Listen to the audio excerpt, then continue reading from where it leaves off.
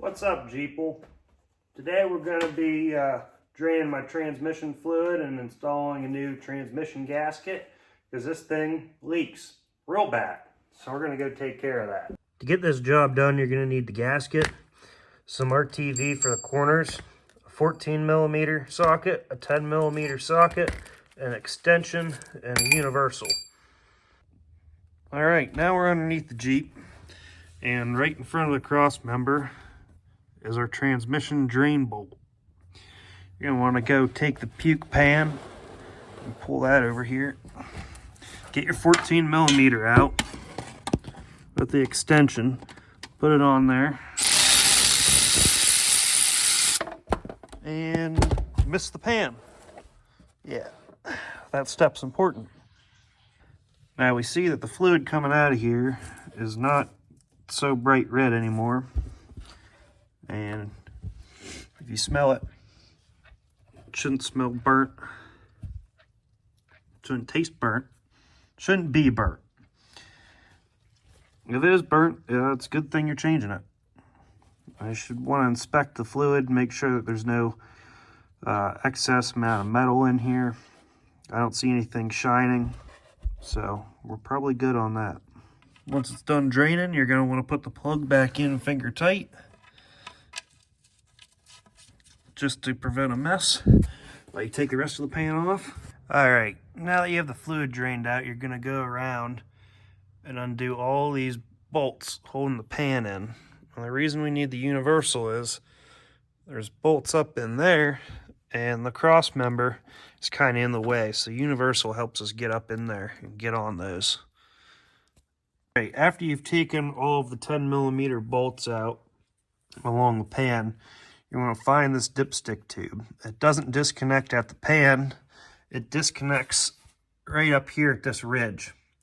If it looks really rusty, you might want to try some PB Blaster, or ideally go grab a torch and get that red hot. And now we're going to find something to get up in here and pry this pan down. And we're going to be careful not to bend the pan itself. Okay, so I took a flathead screwdriver and shoved it up under there. And now we can pry this loose. I gotta be careful because it's still hooked up to that dipstick tube.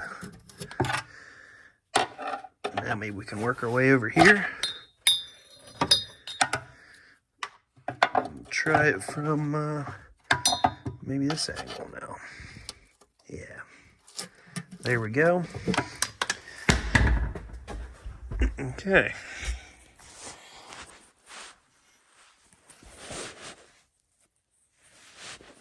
And we're gonna grab a hold of this, and it came down.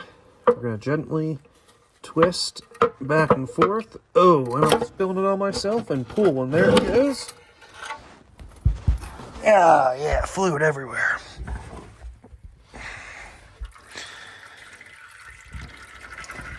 Just like that, your pan's off. Well, now that you have the pan off, you're going to take these magnets out, and they're going to have some nice pasty metal on them. That's fine, as long as there's not chunks of metal. You don't want that. But you're going to take these magnets out of the pan and clean them up, and preferably with like a razor blade scraper. You're going to scrape all this old RTV or gasket material off the pan. You don't have to do this, but I want to paint my whole pan afterwards, so I'm going to clean the whole thing up.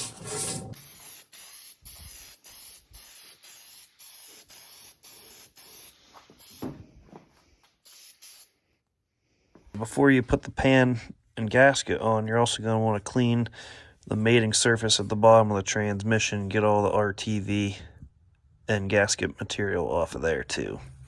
Now that all the mating surfaces are cleaned, it's time to put the gasket onto the pan. Now I have some Vaseline over in the corners and some in the middle, just to help hold this gasket onto the pan while we're pushing it up against the transmission. So you're going to want to line all these bolt holes up, because this gasket only goes on one way. I'll give it a push down wherever you have Vaseline on there. You can also use RTV in the corners, but I want to take this for a ride right after, and I don't want the RTV circulating inside of the transmission before it has time to dry. You also may find it helpful to push some of the bolts through the gasket just to get them started going up through to help keep the alignment of the gasket with the rest of the bolt holes. Now we're almost ready to put this on there. We have one more thing we need to check before we do. Now this is what I'm talking about. We want to make sure that that little ridge right there has a O-ring on it. If it doesn't, it could be stuck down in the other part of the transmission tube that is on the transmission pan. I've already checked that and I don't have one. So we're gonna put one on there right now. It took 2 hands to get it on there, but as you can see, there's now an O-ring and we're ready to put our pan on. To get this pan up in there, we're gonna take the front of it, angle it upwards, push that up in and slide the back up past the cross member. Now that we have it up here, we're gonna look for the dipstick tube up there and we're gonna get those two lined up together. Once they're lined up, we can push straight up. You should feel it kind of push in. And now that that's up there like that, we can hold it with one hand and start getting some bolts started.